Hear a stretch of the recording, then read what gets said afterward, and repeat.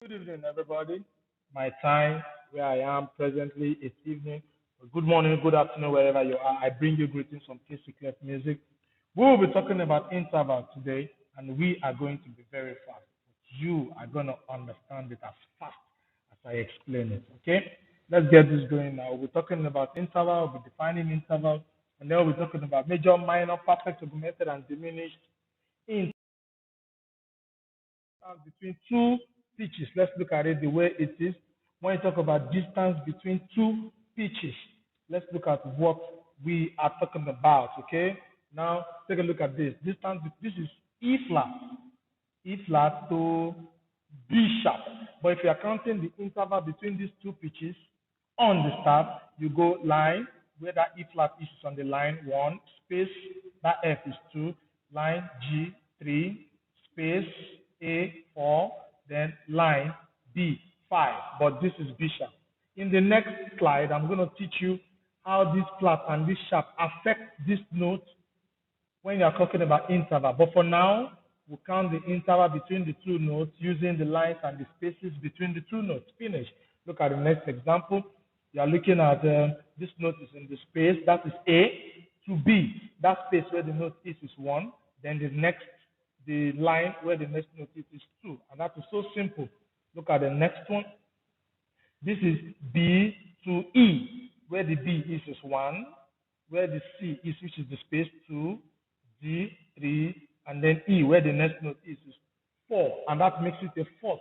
So that is all about counting numeric interval. When you're counting numeric interval, you just count the lines and the spaces between the notes. You can get the others.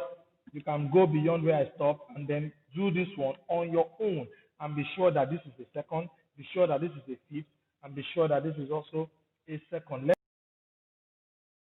Let's get this going. Now, what is the quality of an interval? The quality of an interval can be major, it can be minor, it can be perfect, it can be diminished, it can be augmented. When you say a second, if you calculate an interval and you got a second, it could be major second, minor second, augmented second, or diminished second. There's no perfect second. If you have a third, it could be major, minor, augmented, and diminished. It could be. So how do you know a major third from how do you differentiate a major third from a minor third? How do you differentiate an augmented third from a diminished third? Let's get to see that now. Okay? There are four steps in which you can use to calculate the quality or to find the quality of an interval. Step number one, determine the numeric interval between the two notes. What we just did before, the numeric interval between the two notes, you can determine it just counting the lines and spacing between the two notes. Finish. Counting the lines and spacing between the two notes, you get the numeric interval. That was what we treated before. Then determine the pitches of the notes. If the pitches are B to F, F to C, C flat to A flat, like that, those two pitches, then determine the number of semitones between the two notes. I'm going to explain that. Then compare your findings on the chart. Now, this is where we have the chart. The chart is a very interesting chart, and here we go. Boom. That is it. The chart is there right in front of you. Now, let's see how to apply these four steps in calculating the quality or in finding the quality of an interval. I'm enjoying myself, and I hope you're enjoying yourself too. Now, let's explain the quality of an interval. Okay, let's look at it now. Now, here I have the interval chart so that we can follow it as we explain. Now, look at this. Step number one says you should count the numeric interval between the two notes. One, this note is B, that is one. There's a C which is in the space two, then D where this note is three. So the interval between them is a third. Let's write that down. Then step number two says find the note involved. It is B to D. I just did that here. B to D. Then step number three, find the number of semitones. The number of semitones will be from B to D. B to C is one semitone. C to D is two semitones. So B to D will be three semitones in all. Now look at the chart. You got a third and you got three semitones. What will it be? You got a third. This is a third here. And the number of semitones is three semitones. What is that now? It's a minor. So the answer is now a minor third. Next. Now let's look at this quickly. Okay? Look at this. This is G to A flat, not A. Not A, please. This is G to A flat. G to A flat, numeric interval, the G is 1, the A is 2. So you have a second. The notes are G to A flat, like I said, and G to A flat, if you are good on your keyboard, G to A flat is one semitone. One semitone. And with that one semitone, you go to your chart. It is a second, you can see, it's a second, and it has just one semitone. What is the resultant? It is a minor second. The same thing goes for this, and you can do this by yourself and confirm that this is a major third. Do it by yourself and confirm that. Let's go to the go now. Augmented interval. A major interval with extra semitone is a major interval on its own, but it has one extra semitone.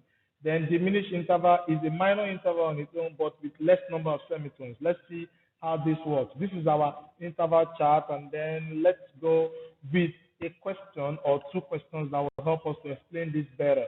Now, look at this for a start. You have, this is a G flat to B.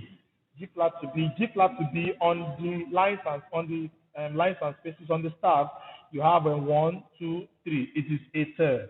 It is a third. Looking at it from the staff, it is a third. 1, 2, 3. Line, space, line is a third. Now you write that down.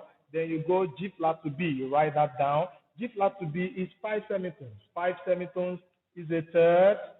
A third with 5 semitones. There is no third with 5 semitones. The highest third has 4 semitones. You can see the extra semitone is a third with an extra semitone. Is a third, a major third with an extra semitone. So you don't write major third there, you write augmented third. I believe that is clearly understood. Now this is a fourth.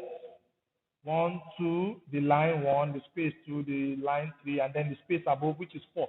So you change this to a fourth. It is a fourth, not a third. Then we go to explain that this is D flat to G. D flat to G, if you look at it, a fourth, G flat to D is 4 semitones.